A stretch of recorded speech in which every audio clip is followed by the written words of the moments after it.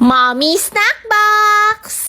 Kinuha ko na nga tong snack box ko tapos una kong ilalagay itong peanut bars.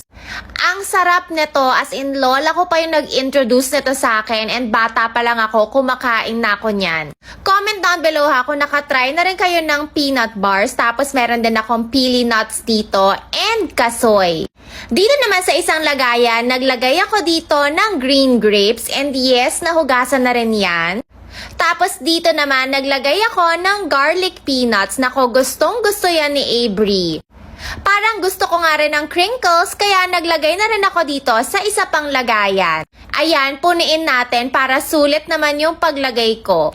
Next naman, naglagay ako ng grape gummies dito. Nako, si Hobby, habang naglalagay nga ako ng food, ayan, dumudukot sa gilid. Ito naman, toasted polvoron. Ang sarap din yan.